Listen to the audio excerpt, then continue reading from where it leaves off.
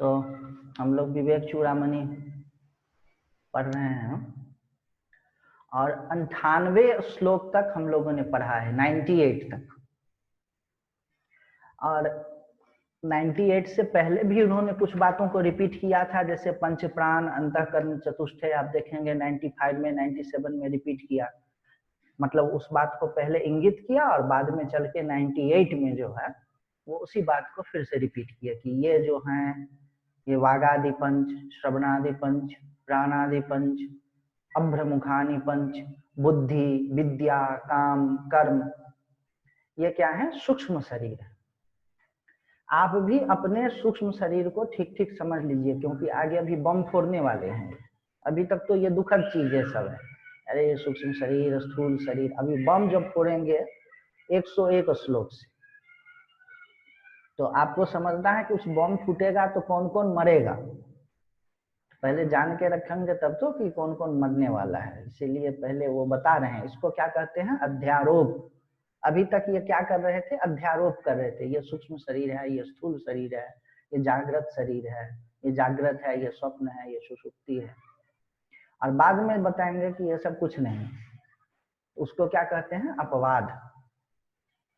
वो इसीलिए आज वो वीडियो का क्लिप भी भेजा था आप लोगों को कि एक बार देख लीजिए कि रावण की मूर्ति बनाया, वो हो गया अध्यारोप, और उसमें आग लगा दिया, वो क्या हो गया? अपवाद।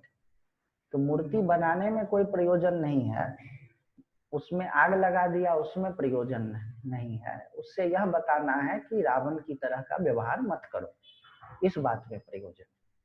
उसी तरह अध्यारोप और अपवाद है, न तो अध्यारोप में प्रयोजन है, न अपवाद में प्रयोजन है। उससे अतिरिक्त जो कोई चीज है उसको बताने में प्रयोजन। और श्रुति परंपरा यह कहती है कि अध्यारोप आदमी खुद से कर लेता है, लेकिन अपवाद करने के लिए कोई गुरु चाहिए। मैं मन नहीं हूं, इस बात को कहने के लिए कोई चाहिए। आपको भी जहां से संस्कार मिला होगा तो थोड़ा बहुत तो होता है, कोई बताया होगा कि मैं मन नहीं हूं, कहीं न कहीं से। इस जन्म में नहीं हो, पिछले जन्म में हो। बुद्धि खुद से खुद का अपवाद नहीं कर सकती। उसमें शंकराचार्य कहते हैं कि कितना भी कुशल नट हो, नट मतलब मदारी उस समय में, नट, कितना भी कुशल नट हो, वह खुद से खुद के कंधे पर नहीं चढ़ सकता। सारा कर्तव्य दिखा देगा, ऐसे कर देगा, शीर्षासन कर ले, वो कर ले, कुछ कर ले, लेकिन खुद से खुद के कंधे पर नहीं चढ़ सकता है। उसी तरह से बुद्धि खुद से खुद को मार ले, संभव नहीं। यही बात है अपवाद की दृष्टि। तो अभी बस 2 श्लोक और है, 99 और 100, उसको समझना है। उसके बाद फिर क्या कहना ये शुरू करेंगे? ऐश कीजिए, डरदार दीजिए, तेरे बीच प्रपंच की गंध नहीं। अभी नहीं, पहले प्रपंच समझाएंगे कि ये प्रपंच है बच्चा। ये 5 का प्रपंच, पंच मतलब होता है 5, और 5 का ये सब खेला है, तो हो गया प्रपंच। तो पहले प्रपंच आप समझा देंगे, फिर कहेंगे कि तेरे बीच प्रपंच की गंध नहीं। देखिए, अब हमने इसको बंद कर दिया था, इसको ऑन कर लेते हैं थोड़ा सा।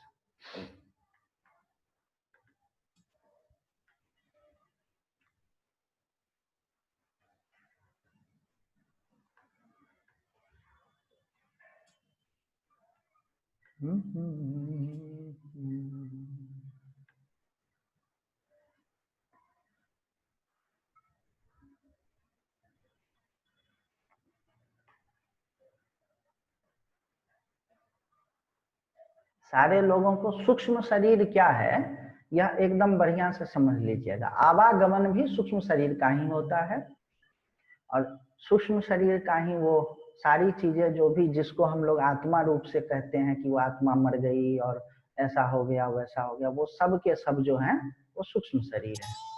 और सूक्ष्म शरीर में क्या क्या है? वागादि पंच, श्रवणादि पंच, पंच ज्ञानेन्द्रिय, पंच कर्मेंद्रिय, प्राण, अंतःकरण, अविद्या, काम और कर्म।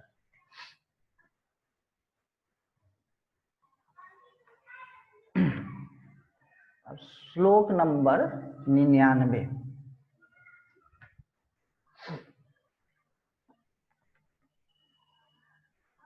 शेयर होना शुरू नहीं हुआ है, अब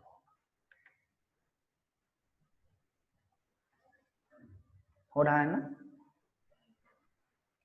उसी को अब प्रकारांतर से सूक्ष्म शरीर को स्पष्ट करने के लिए यह कहते हैं कि सूक्ष्म शरीर कर्मफल का अनुभव कराने वाला है। ये 99वां जो श्लोक है उसमें 2 पॉइंट्स हैं। पहला पॉइंट को लिया है मैंने, पहले श्लोक पढ़ लेते हैं। इदम शरीरम शृणु सूक्ष्म संगीतम लिंगम तु अपंचीकृत भूत संभवम सवासनम कर्म फलानुभावकम स्वज्ञान तो अनादि उपाधि आत्मनः। जिसको सूक्ष्म शरीर बोलते हैं उसी को लिंग शरीर भी बोलते हैं, जो सब नाम भेद हैं। उसी को स्वप्न भी बोलते हैं, उसी को बाकी जो 3 कोश है, बीच का 3 कोश प्राणमय, मनोमय, विज्ञान में, वो बोलते हैं। सब उसके नाम हैं, प्रकारांतर है। लिंग शरीर भी उसी को बोलते हैं। तो इदम शरीरम शृणु सूक्ष्म संगीतम, ये जो सूक्ष्म शरीर है इसका नाम है सूक्ष्म शरीर। लिंगम, इसका लिंग शरीर भी नाम है। तू, तो अपंचीकृत भूत संभवम, यह अपंचीकृत 5 महाभूतों से बना हुआ है, पंचीकरण नहीं हुआ है। सब आसनम, और वासना से युक्त है। कर्म फलानुभावकम, जो सुख और दुख होता है वह इसी शरीर को होता है। अगर स्थूल शरीर को सुख और दुख होता तो मुर्दा स्मशान में सबको चिता पर लिटाइए, वो भाग खड़ी होती। उससे सूक्ष्म शरीर निकल गया, अब उसको ना तो सुख हो रहा है ना दुख हो रहा है, बस पंचीकृत 5 महाभूत बचा है। जो सुख और दुख है वह बाहर की वस्तु नहीं है, वो पहले भी समझाया था, वो अभी भी बता रहा हूं। उससे बाहर की वस्तु, स्थिति, व्यक्ति से एक संवेदना होती है। उस संवेदना इस मन में रजिस्टर होता है, उसमें उसका जो भोग होता है उसको सुख और दुख कहते हैं। ज्ञान होने पर यह बताते हैं कि सुख और दुख नहीं होता है, ऐसा नहीं। सुख से दुख से विघ्न नहीं होता है और सुख में आसक्त नहीं होता। बोला ज्ञान हो जाएगा तो मिठाई मीठा लगेगा कि नहीं, तो लगेगा ही। और नीम करवा लगेगा कि नहीं, लगेगा। अच्छा, नीम करवा लगने से जो एक अंतःकरण की वृत्ति बनती है कि अच्छा नहीं है, वो भी बनेगी। और मिठाई अच्छी लगती है तो लगेगी। लेकिन बार बार मिठाई मिले मिले मिले मिले, यह पकड़ जो है, और मिठाई मिलने से ही हमें सुख मिलेगा, यह पकड़ जो है यह खत्म हो जाती है। बहुत बड़े वेदांती थे, अच्युत मुनि, मतलब ये सब पुराने लोग हैं, महाराज जी लोग जिनका दर्शन करते थे, उस समय की बात है ये सब, 50-60 साल 70 साल पहले। तो उनको किसी ने चिट्ठी लिखा कि आत्मज्ञान होने पर वासनाएं सभी खत्म हो जाती है, इच्छाएं खत्म हो जाती है, वासना इच्छा।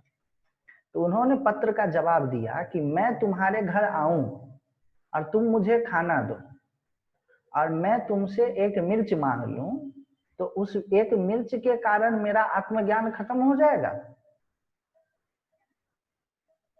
बात पकड़ रहे हैं? ये जो मन की सुखात्मक वृत्ति होती है और मन की जो दुखात्मक वृत्ति होती है वह भी आप नहीं है। गीता में इसीलिए कहा है सुखे दुखेशु अनुद्विग्न मनः सुखेशु विगत स्पृह।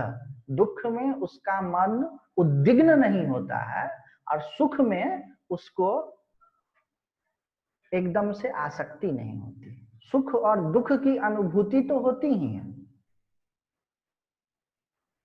इसमें एक कहानी हमको याद आती है, आपको सुना दे। आप लोगों को तिलोपा की तो कहानी सुनाई थी, तिल कुटने वाले।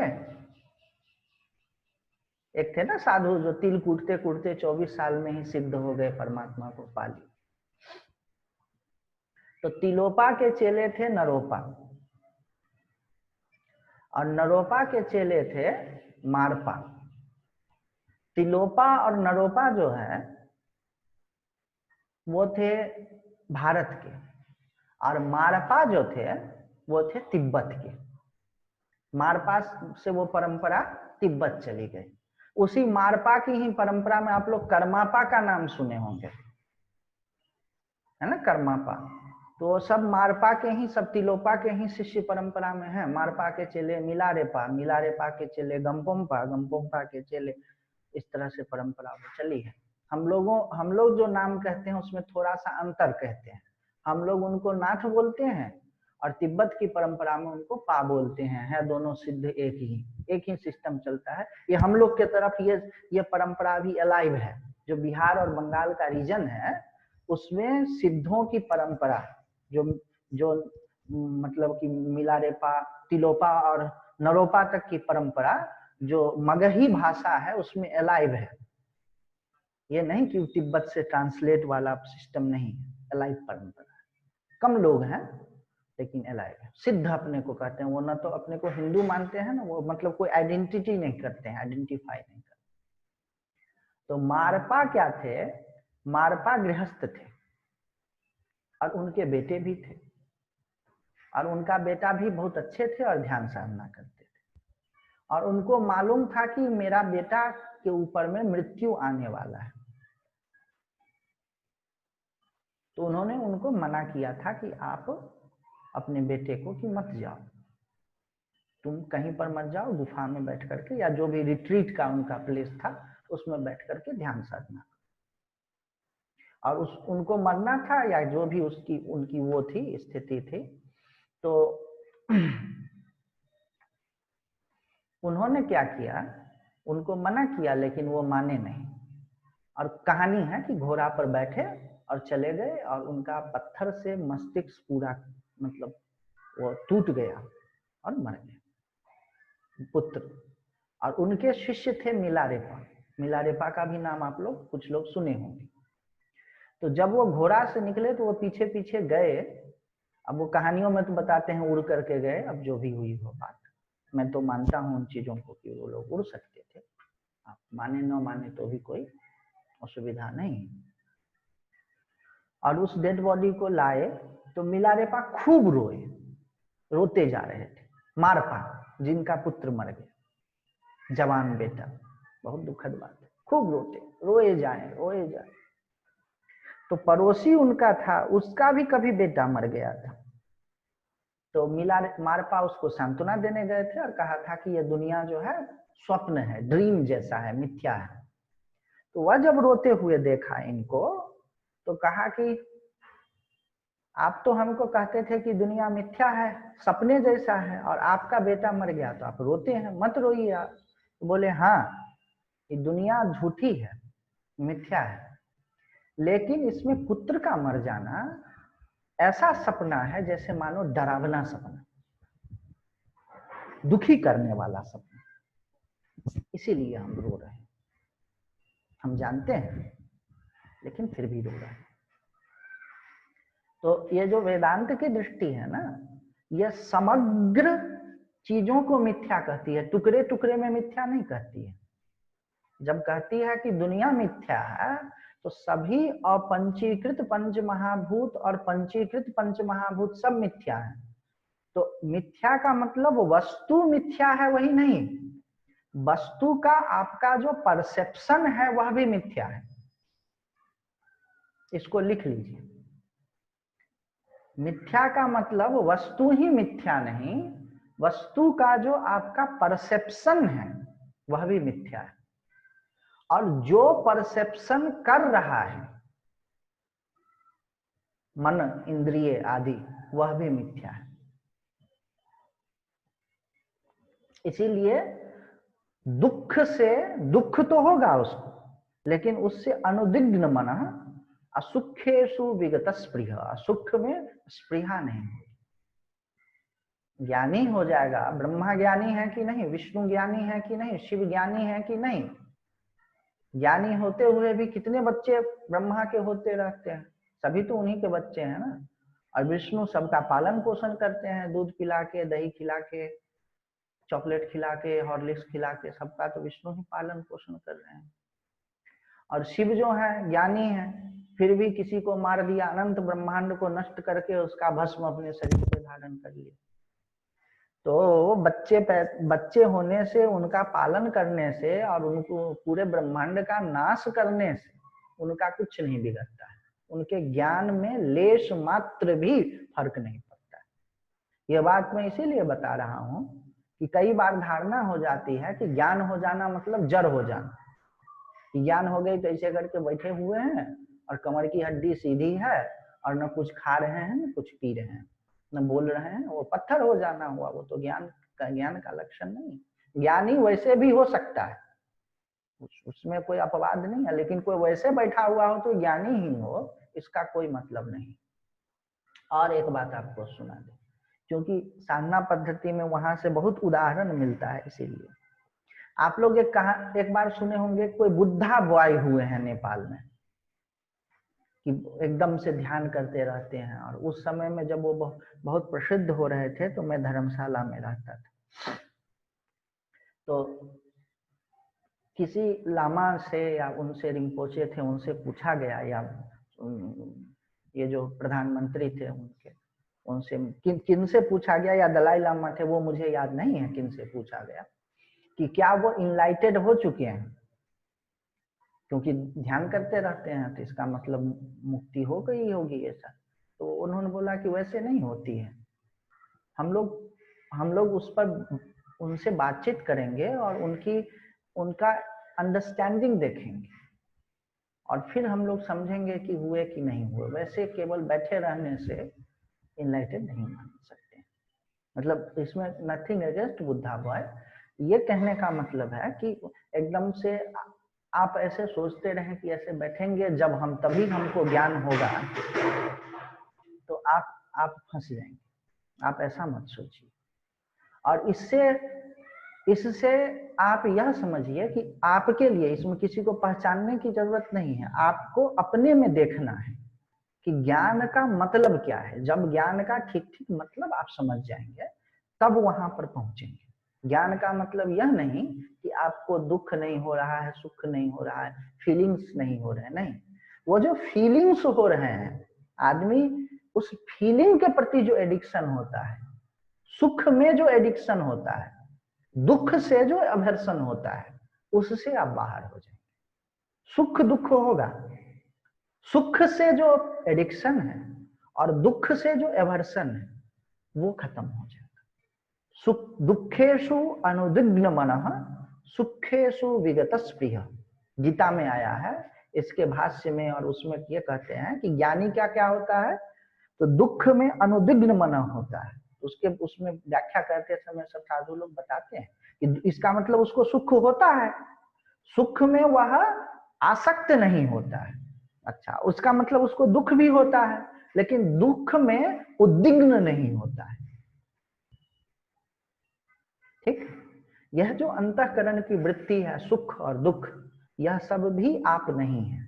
इसीलिए ज्ञान होने का मतलब यह नहीं कि सुख दुख का परसेप्शन खत्म हो जाए।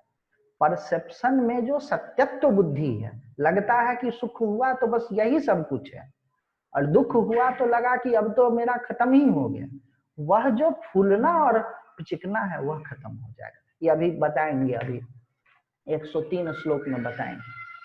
खैर, तो सूक्ष्म शरीर क्या है कि कर्म फल का अनुभावक है। जितने भी अनुभव होते हैं सुख और दुख के, वह सब कहाँ होते हैं? सूक्ष्म शरीर में होते हैं। आप सूक्ष्म शरीर नहीं है। पूरा ये जो इतना 3 दिन 4 दिन 5 दिनों से माथा खाने का यह मतलब था कि आप समझें कि सूक्ष्म शरीर क्या है, तब तो आपको कहेंगे कि आप सूक्ष्म शरीर नहीं है। जो मन बुद्धि चित्त और अहंकार, आप नहीं हैं। इसमें जो कुछ भी हो रहा है वह आप नहीं हैं। चलिए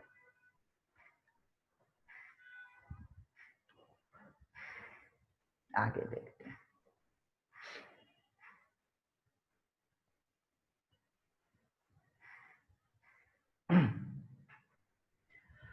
स्व अज्ञानतः अनादि उपाधि आत्मनः।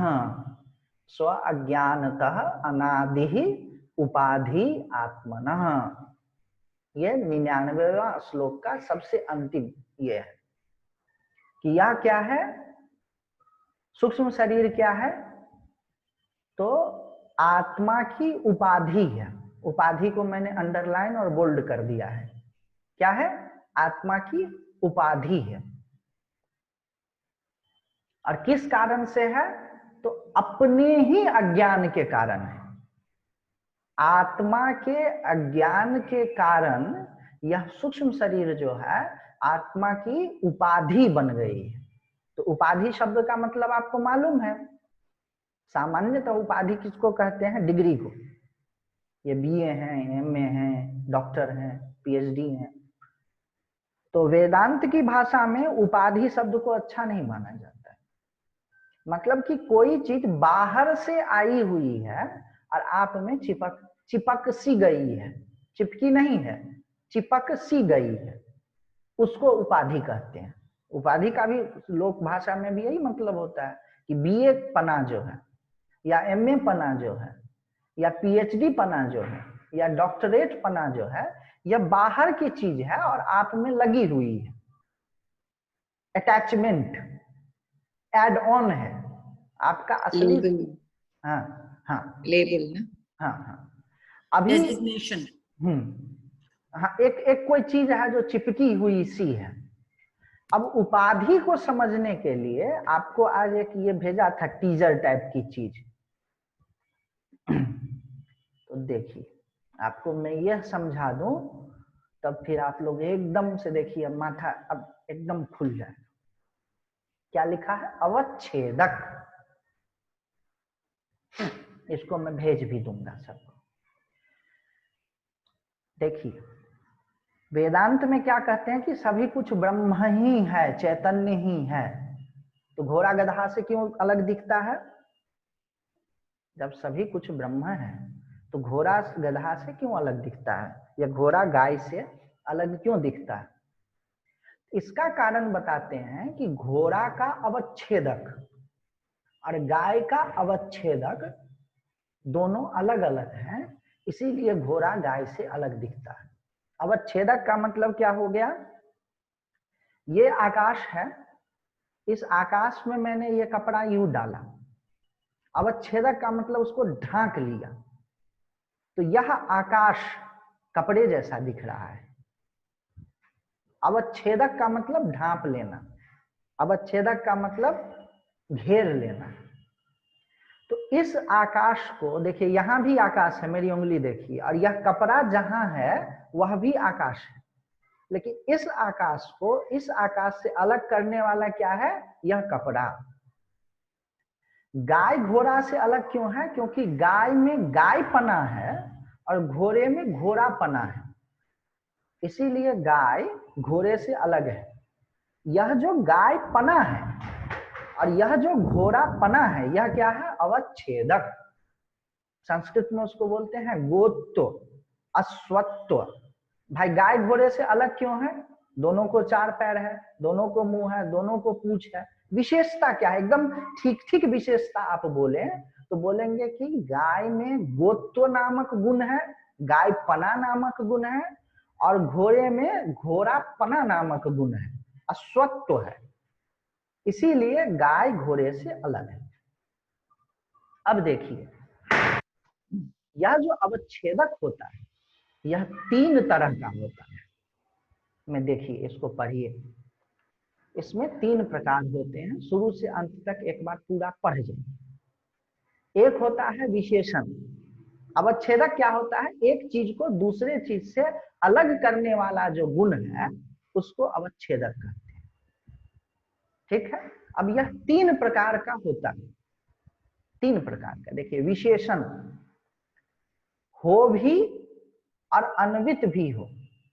जैसे नीला कपड़ा, इसमें नीलापना भी है और कपड़े में नीलापना घुसा हुआ है। नीलापना को आप कपड़े से अलग नहीं कर सकते हैं, है ना? तो ये विशेषण जो होता है वह जो उसका चीज है, जिस चीज का विशेषण है उसमें घुसा हुआ रहता है। दूसरा चीज होता है उपाधि, कि हो है तो पर घुसा हुआ नहीं है। जैसे अड़हुल, चाइना रोज का लाल फूल रखा हो और स्फटिक उसके पास में हो, या कोई ग्लास हो, स्फटिक कोई ग्लास हो, या कोई भी एक प्रिज्म रखा हो, तो प्रिज्म में भी लालपना आएगा, लेकिन वह लालपना उस प्रिज्म में घुसी नहीं है। समझ रहे हैं ना? जिस तरह से लाल रंग स्फटिक में घुसा हुआ है नहीं है, लेकिन लाल रंग या नीला रंग कपड़े में घुसा हुआ है। दोनों में अंतर समझ रहे हैं ना? एक में नीला रंग कपड़े में घुसा हुआ है और दूसरे में क्या है, घुसा नहीं है, बस उसको प्रभावित कर रहा है, उसमें घुसा हुआ नहीं। और तीसरा क्या है, उपलक्षण, कि हो भी नहीं और घुसा हुआ भी नहीं हो। जैसे कौआ वाला घर, अब किसी घर में कभी कौआ रहता था, उसका नाम हो गया कौआ वाला घर, अब उसमें दूसरे लोग आकर के रहने लगे, अब कौआ उआ सब भाग गया, उसका घोंसला नोच करके हटा दिया, लेकिन अभी भी उस घर का नाम हो गया है कौआ वाला घर। न तो कौआ है, न घर में कौआ घुसा हुआ है। हमारी जो ये गली है, आप लोग बनारस आएंगे तो हमारी गली का नाम है पापड़ वाली गली। हमको खुद नहीं मालूम है क्यों है उसका नाम, कहीं कोई पापड़ वापड़ का कोई निशाना नहीं, बस नाम पड़ गया है पापड़ वाली गली। हाँ देखो ना, पापड़ खरीदने इसमें जाना पड़ता है 3 किलोमीटर, गली का नाम है पापड़ वाली गली। तो जो अब पापड़ का कहीं कोई निशाना नहीं है, कोई पापड़ वाला नहीं रहता है, लेकिन नाम एक पड़ा हुआ है। तो वेदांत में वो तो आपको एक भेजा था वो चीज, ये 3 चीज स्पष्ट हो गया ना। विशेषण का मतलब एडजेक्टिव, एडजेक्टिव इस तरह का एडजेक्टिव जो उसमें घुसा हुआ है, लाल नीलापना, सुंदर आदमी, तो सुंदरता आदमी में घुसा हुआ है ना। लेकिन उपाधि का मतलब होता है उसके साथ हमेशा नहीं रहता है। डिग्री जो है हमेशा थोड़े रहती है। आदमी का सुंदरपना सोया हुआ है तो भी रहता है, लेकिन डिग्री जो है हमेशा तो नहीं रहती है। सोया हुआ आदमी की डिग्री का क्या मतलब है? तो डिग्री क्या हो गई, उपाधि, उसमें घुसा हुआ नहीं है, हमेशा उसके साथ में नहीं रहता है। और उपलक्षण क्या है, कि वो है भी नहीं और घुसा हुआ भी नहीं। जैसे बाबर रोड लिखा है यहाँ पर, दिल्ली में है ना बाबर रोड, या कोई भी जहांगीर रोड या हुमायूं रोड, कुछ भी। अब ना तो वहां जहांगीर है, अब है नहीं तो वहां पर उस रोड में होने की बात ही नहीं है। उसको क्या कहते हैं, उपलक्षण। अगर सचमुच में वहां पर बाबर रहता,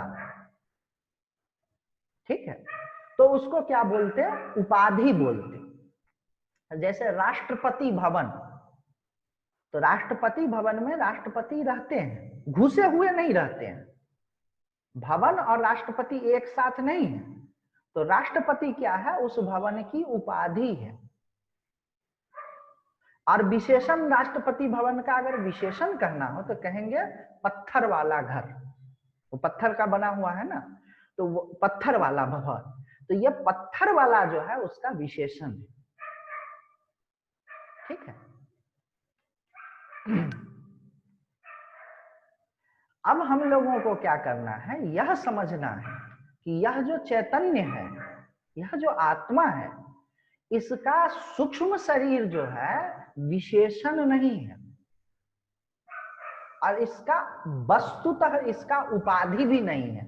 यहाँ पर तो आचार्य उपाधि कह रहे हैं, लेकिन वस्तुतः इसका उपाधि भी नहीं है। मन को ले जाइए, न तो है और घुसा हुआ है, सूक्ष्म शरीर वास्तव में है नहीं, और उसका उपाधि भी नहीं है, बल्कि सूक्ष्म शरीर उसका उपलक्षण है। जिस तरह से बाबर रोड कहते हैं, तो न तो वहां बाबर है भी नहीं, लेकिन उस रोड का कोई नाम देना है तो क्या कह देते हैं, बाबर रोड। है ना। उसी तरह से सूक्ष्म शरीर वस्तुतः है नहीं, स्थूल शरीर वस्तुतः है नहीं, कारण शरीर वस्तुतः है नहीं, बस एक नाम दे दिया है। यह जो है ना विशेषण उपाधि उपलक्षण 2-4 वर्ष लगते हैं तब समझ में आता है। मैंने अभी इंगित कर दिया, जिस समय में उपलक्षण समझ में आएगा ना तो कुछ होगा कि है नहीं, घुसा भी हुआ नहीं है मेरे स्वरूप में। न तो स्थूल शरीर है, न तो कारण शरीर है, न सूक्ष्म शरीर है भी नहीं तो फिर उसको टच करने की कोई संभावना ही नहीं।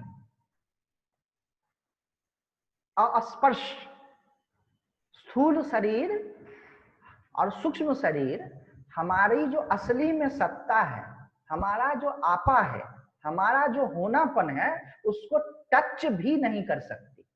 गौड़पादाचार्य ने उसको कहा है अस्पर्श। स्पर्श मतलब टच, अस्पर्श मतलब टच भी नहीं कर सकती। ये जो कहते हैं ना कि अलग करो मन को, विचारों से अलग करो, विचारों को देखो, ये सब भूमिका है शुरुआत की। वस्तुतः विचार, मन, बुद्धि, चित्त आपको टच भी नहीं कर सकते, क्योंकि ये तो उपलक्षण है। जिस तरह से कोई कितनी भी मगजमारी कर ले, बाबर रोड पर उसको बाबर मिलना नहीं है, उसी तरह से स्थूल शरीर के धर्म और स्थूल शरीर और सूक्ष्म शरीर के धर्म और सूक्ष्म शरीर ये आपको टच भी नहीं कर सकते, मिलेंगे ही नहीं तो टच करने की क्या संभावना। शुरुआत में बोला जाएगा कि टच नहीं कर सकते हैं, उपाधि है भाई, है तो अड़हुल का फूल जैसे है, लेकिन स्फटिक को टच नहीं कर सकता है। अड़हुल का लालपना स्फटिक में घुस थोड़े सकता है, तो बस वो दिख रहा है नहीं। तो शुरुआत में बोलेंगे कि उपाधि है, लेकिन जब और भीतर में जाएंगे तो वो उपलक्षण हो जाते हैं। न तो स्थूल शरीर है, न तो सूक्ष्म शरीर है, न तो कारण शरीर है, ये सब उपलक्षण है। ब्रह्म के क्या है? उपलक्षण है। वही बात इस चीज में बताया है। अगला एक स्लाइड जो आप लोगों को भेजा था,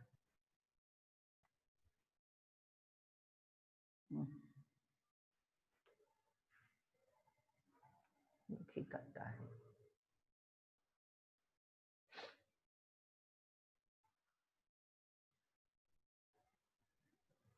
देखिए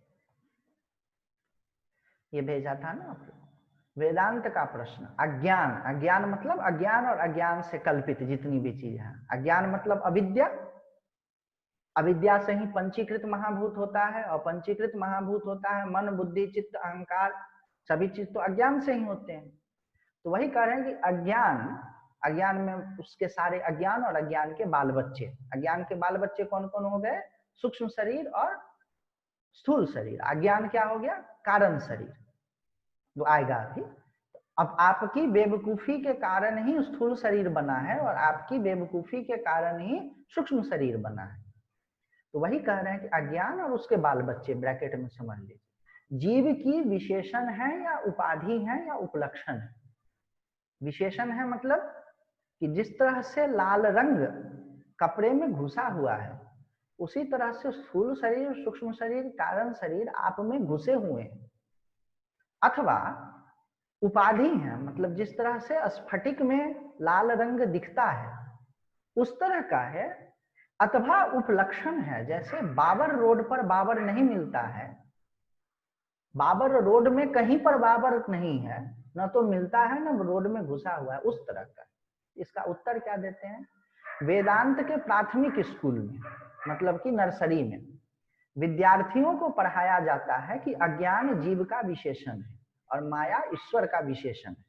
विशेषण है मतलब उसमें घुसा हुआ है भैया। प्राइमरी स्कूल पास करने के बाद ही माध्यमिक स्कूल में, मतलब मिडिल स्कूल में एडमिशन मिलती है। वहां पर समझाया जाता है जिसे तुम विशेषण समझ रहे हो वह उपाधि है, घुसा उसा नहीं है, तुमसे दूर है। पहले तो बताया जाए कि भाई है तुम ही में स्थूल सूक्ष्म कारण शरीर है और तुम उससे अलग हो। फिर अगले में बताया जाएगा कि तुम उससे अलग हो, तुमको वो छू नहीं सकता है। जिस तरह से लाल रंग स्फटिक को छू नहीं सकता। भैरव भी हैं साथ में, चलने दीजिए। और हाई स्कूल में प्रवेश पाने के बाद विद्यार्थियों को एक बहुत ही सूक्ष्म विषय की समझ उत्पन्न की जाती है, जिसे उपलक्षण कहते हैं। जिनकी बुद्धि उपलक्षण और उपाधि का अंतर समझ जाती है, उसे ही वेदांत के महाविद्यालय यूनिवर्सिटी में, हाई स्कूल मतलब +2 और कॉलेज हो गया यूनिवर्सिटी समझ लीजिए, जो भी महाविद्यालय, उसे ही वेदांत के कॉलेज में एडमिशन मिलती है। आपको विचार कीजिएगा, देखिए ये एक दिन की बात नहीं है, कोटि जन्म मुनि रगर लगाई। लोग रगर लगाते रहते हैं, लगाते रहते हैं, लगाते रहते हैं, तब जाकर के थोड़ी बहुत समझ में आती है। तो आपको यह नहीं समझ लेना है कि एक जूम के क्लास में सब समझ जाएंगे, और मुझे भी यह नहीं समझना है कि एक जूम के क्लास में आप समझ जाएंगे। दोनों लोग स्पष्ट रहिए अपने अपने एक्सपेक्टेशंस को लेकर। लेकिन थोड़ा सा बाद में भी विचार करेंगे अकेले में। जब सुबह उठिए तो वेदांत की साधना ही यही होती है कि बिछावन पर उठने के साथ में ये ध्यान के जो वो करते हैं, तो इन्हीं चीजों का विचार किया जाता है।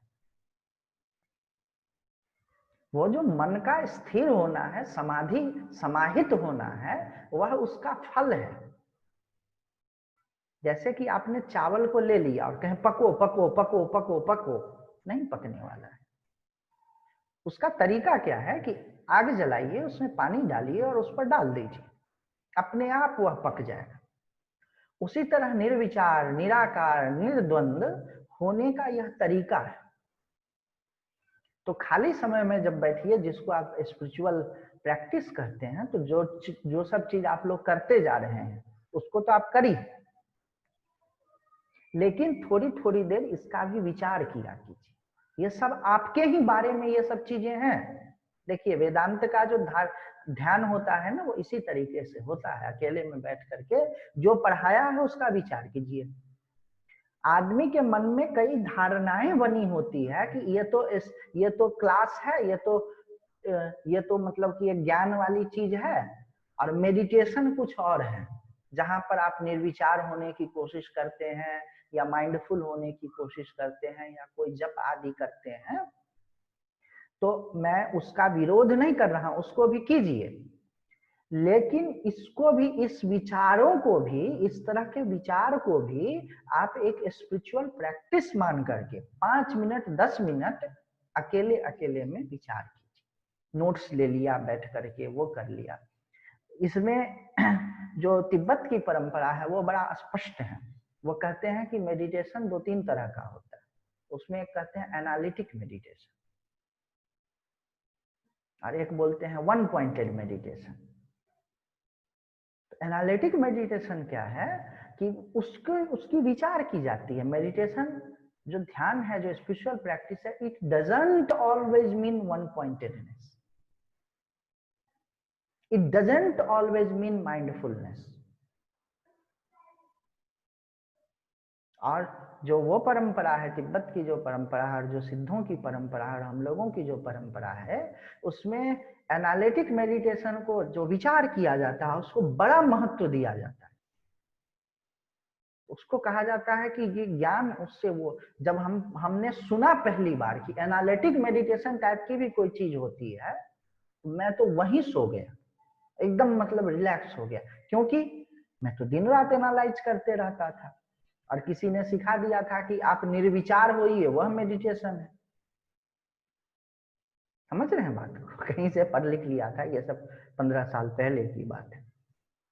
तो हम जिनसे पढ़ते थे, सोनम रिंचे, तो उन्होंने बोला कि मेडिटेशन वैसे ही बताते थे, और बोले कि जैसे सोनम रिंचे धर्मशाला कि मेडिटेशन के 2-3 प्रकार होते हैं, उसमें एक एनालिटिक मेडिटेशन होता है, वन पॉइंटेड मेडिटेशन होता है। तो मैं तो समझता था कि मैं जो दिन रात एनालाइज करने की कोशिश करता हूँ, यह मेरा रोग है, मेरी परेशानी है, मुझे तो इसको रोकना है। और उन्होंने बताया कि यह तो ध्यान है, कितना रिलैक्स हो जाएगा।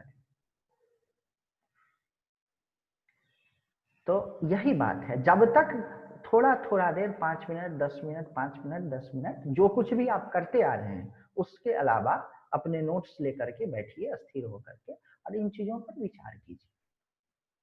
यह भी एक ध्यान का तरीका है। This is considered an spiritual practice.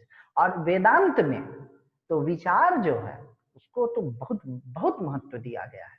वो कहते हैं कि समाधि वन पॉइंटेडनेस के बाद वो बाहरी साधना है और श्रवण मनन निधिध्यासन जो है यह अंतरंग साधना है। अभी जो आप कर रहे हैं वो मनन श्रवण हुआ और अकेले बैठ करके जो विचार करेंगे वो मनन होगा।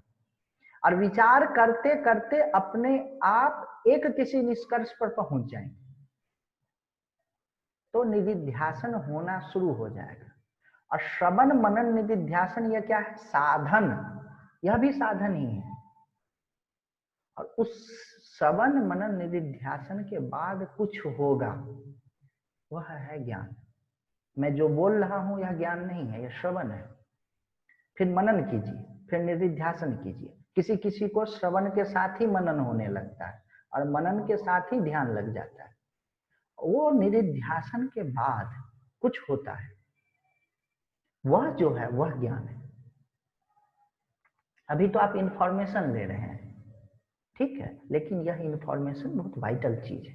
खैर, तो आपको करना क्या है कि विशेषण उपाधि उपलक्षण मैं इसमें कर दिया हूं, बता भी रहा हूं, थोड़ा विचार कीजिएगा कि मेरा जो यह मन है, क्योंकि आप लोग सभी लोग बौद्धिक लोग हैं, आपके सामने में सबसे ज्यादा जो एकदम करेंट होकर के उपस्थित है वह है आपका मन, ठीक है। तो उस मन के बारे में विचार कीजिए कि आपका जो यह मन है यह आपकी आत्मा की आपका जो चैतन्य है, आपका जो स्वस्वरूप है, उसका विशेषण है कि उपाधि है कि उपलक्षण है।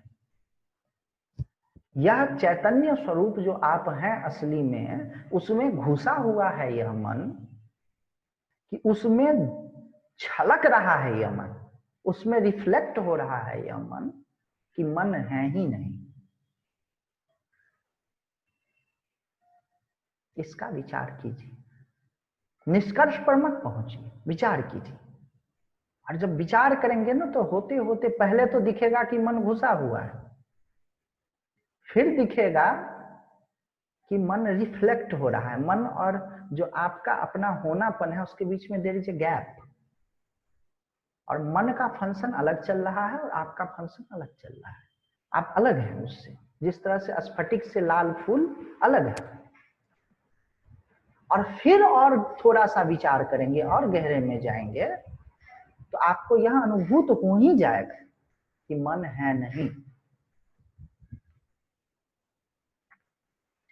तो वही बात है, जिस तरह से बाबर रोड पर बाबर है नहीं, उस मन को खोजने जाएंगे तो मिलेगा नहीं। तो इस विशेषण उपाधि उपलक्षण को समझना है कि ये जो लाल रंग है इसमें है तो वैसे पूरा सूक्ष्म शरीर, लेकिन सूक्ष्म शरीर की अनुभूति आपको नहीं होती है, प्राण की अनुभूति ज्यादातर लोगों को नहीं होती है, और अहंकार की नहीं होती। ये जो विचार हैं, जो थॉट्स हैं, मन और बुद्धि, ये तो एकदम भरभरा करके एक्सपीरियंस होता है ना। तो उस मन बुद्धि को लेकर के मन ही से मन में प्रश्न कीजिए कि ये तो उपाधि है कि विशेषण है कि उपलक्षण। और पहले का जो मैं उत्तर बताया हूं यह मत लीजिए, वेदांत की यह पद्धति है। वेदांत जो है अनुभव को प्रमाणित करता है, अनुभव को देता नहीं है। वह नहीं कहता कि इस चीज को मान लो, वह यह कहता है कि जब तुमको ऐसा अनुभव होने लगे तब रुकना। समझिएगा दोनों में अंतर। मैं कहूं कि आप दिल्ली जब जाएंगे, यहाँ बनारस का कोई आदमी है, उसको कहें जब दिल्ली जाओगे तो बोर्ड बड़ा बड़ा मिलेगा और लाइट मिलेगी और ट्रैफिक पुलिस मिलेगा और जगह जगह जो है पोस्टर मिलेंगे तमाम राजनीतिक पार्टियों के, जो भी लक्षण हो, एक मैंने लक्षण बताया। तो इसका मतलब ये नहीं कि मैं कह रहा हूं कि तुम दिल्ली पहुंच गए, इसका मतलब यह है कि तुम चलते जाओ चलते जाओ चलते जाओ एनएच पकड़। और जब तुमको ऐसा ऐसा मिले तब समझना कि दिल्ली पहुंचे। कहने का मतलब यह कि हम यह स्टेटमेंट नहीं आपको कह रहे हैं कि यह उपलक्षण है। हम यह कह रहे हैं कि भैया आप इसको विशेषण मान करके मत रुक जाना, आप इलाहाबाद में मत रुक जाना, प्रयाग में आप इसको उपाधि मान करके मत रुक जाना, आप कानपुर में मत रुक जाना। आप जब उपलक्षण पर पहुंचो तब आप समझो कि आप पहुंचे हैं। तो यह केवल सूचक है ना, ये कोई शासन आपको नहीं कर रहे हैं कि तुम दिल्ली जाओ। तो आप अपने अनुभव से चलिएगा, देखिएगा कि अच्छा अभी मुझे अनुभव हो रहा है कि विशेषण जैसा महसूस हो रहा है मेरा मन मेरे चैतन्य के प्रति। मतलब मन और चैतन्य दोनों एक दूसरे में गड्ड मिला हुआ है। अच्छा भैया, तो अभी तक मैं अपने अनुभव की पराकाष्ठा पर नहीं पहुंचा। फिर लगेगा कि उपाधि जैसा है, मन अलग है और चैतन्य अलग है। भैया कुछ कुछ प्रोग्रेस हुआ। और उपलक्षण है एकदम मन है नहीं, बस वही वही है, फुर फुर फुर फुर, ठसा ठस, ठसा ठस। आपका जो कान है उसमें जो सोना है, तो उसमें सोना है कि सोना ही है वो? कान का जो ईयर रिंग है उसमें सोना है कि वह सोना ही है? अरे ठसा ठस, वह सोना ही है, उसमें सोना नहीं है, वह सोना ईयर रिंग जैसा दिख रहा है।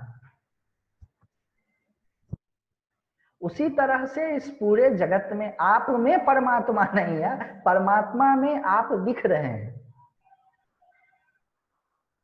ठसा ठस सोना ही जैसे है, ईयर रिंग और कुछ नहीं है।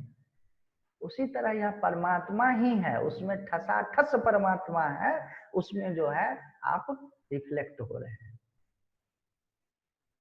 तो आप उपलक्षण है, मतलब यह जो मन और ये सब है उपलक्षण है इसका, इस पर विचार कीजिएगा। आज के लिए इतना ही, और कोई प्रश्न हो तो पूछ लीजिए।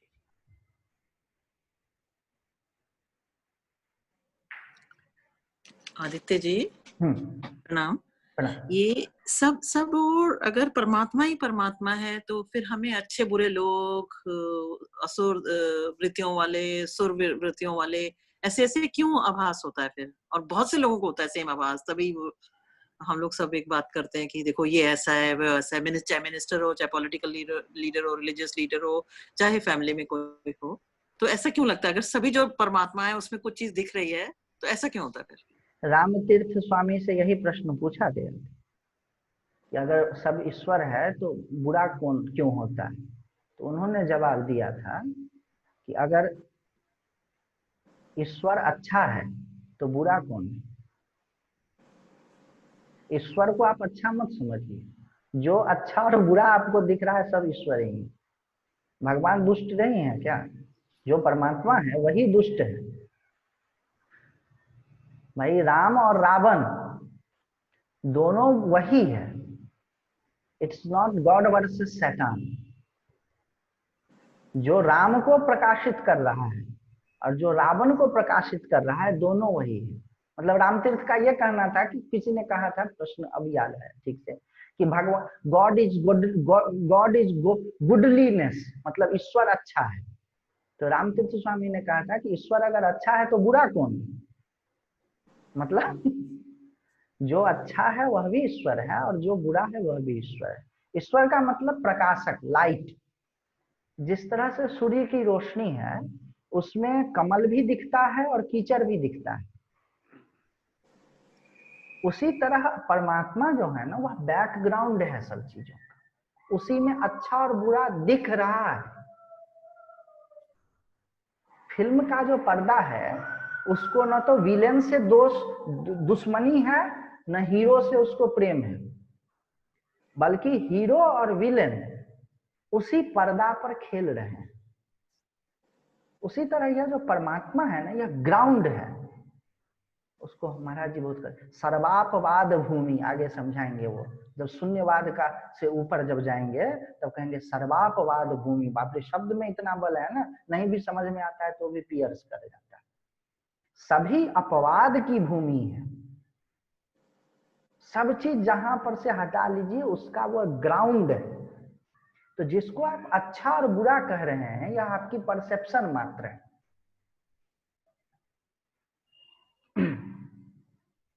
ईश्वर अच्छा भी है और बुरा भी है। वेद में आया है ना, रुद्राभिषेक जो करवाते हैं उसमें आया है ना, नमः तस्कराणाम पतये नमो नमः। तस्कर का मतलब समझते हैं, स्मगलर। बोले स्मगलर को नमस्कार है। उसको जो सूर्य वो जो नमक नमक बोलते हैं ना शंकर जी को नमस्कार करते हैं, कहते हैं तुम ही देवता हो, तुम ही रुद्र हो, तुम ही मरुत हो, वो हो, तुम ही सभी चीज हो, तुम ही रथ हो, तुम ही रथ को बनाने वाले हो, रथ तुमको नमस्कार है, तुम जो पृथ्वी रूप में हो उसको नमस्कार है। नमो हिरण्यवाहवे सेनान्याम च पतये नमो नमः। सोने के हाथ वाले रुद्र को नमस्कार है। उसी में आगे बढ़ते हैं, कहते तस्करा या रण्या नाम पतये नमो नमः। जो तस्कर, तस्कर का मतलब समझे, तस्करी, स्मगलर, तो उस स्मगलर को नमस्कार है। वंचते परिवंचते, वंचक मतलब होता है ठग, बोले ठग को नमस्कार है। जो अच्छा है वह भी ईश्वर है, जो बुरा है वह भी ईश्वर है। भगवती की एक प्रार्थना है, जीर्णो दंडेन वंचसी, तुम ही बुद्धि हो जाती हो और तुम ही युवा होकर के सबको ठग रहे हो। हमारी जो दृष्टि है, परमात्मा वह है जिसमें गॉड और सैतान, समझ रहे हैं ना, दोनों को जो पोषित करता है, दोनों को जो पालता पोसता है वह है। नारायण का जो पीठ माना गया है ना, वह अधर्म माना गया है। हृदय तो धर्म है, लेकिन भगवान का ही जो पीठ है ना उसको कहा है अधर्म। हर एक शरीर का अलग अलग बताया है कि ये शरीर ये है, ये शरीर ये है। तो जो अधर्म है वो भगवान की पीठ है, एक सिंबोलॉजी है, आप समझ। इसीलिए आदित्य जी, हाँ, जब गंधारी ने भगवान कृष्ण को श्राप दिया था आखिर हाँ, में, तो भगवान कृष्ण ने यही कहा था कि मैं ही अश्वत्थामा हूं और मैंने ही श्राप दिया अश्वत्थामा को, और मैं ही अश्वत्थामा का दुख भोगता रहूंगा सारी जिंदगी। मैं ही वो मरा हुआ हूं जो कि युद्ध में मारे गए, और मैं ही वो विजयी हूँ। क्या बात है। तो जब ऐसी बात कह दी तो आधार ही हो गया ना, यही आप कह रहे हैं। भूमि है, वही है, वही है, रोंगटा खड़ा हो जाता है। तसल्ली दे रहे थे गंधारी को कि तुमने श्राप दिया, कोई बात नहीं, फिक्र नहीं करो, तुम्हारा दुख समझता हूं। तसल्ली क्या देंगे, वही गंधारी भी वही है। और महाराज जी, और अरे महाराज जी और बढ़ के बोलते, बोले गंधारी वही है, महाराज जी बोलेंगे दुख भी वही है। बोले ईश्वर से पूछेगा कि दुख क्यों है, तो बोलेगा मैं ही दुख हूं। ईश्वर जो है वो केवल नाम नहीं थोड़े है, वो तो प्रोसेस भी है ना। उस दिन बात हुई थी हम लोगों, बोलेंगे दुख भी मैं ही हूं। तब क्या करेंगे? आएगा धीरे धीरे। वो जो बाइफर्केट करके यूनिवर्स को समझने की जो दृष्टि है ना, उससे थोड़ा सा हम लोगों को अलग होना है। ये सब सुनते हुए बहुत अच्छा लगता है, पर आभास क्यों नहीं होता जिंदगी में? जप कीजिए,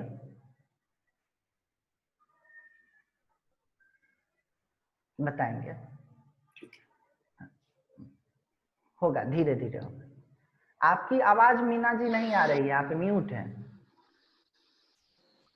आपने कहा जप कीजिए, जप की तप दोनों चीजें अलग हैं कि एक ही है? जप और तप।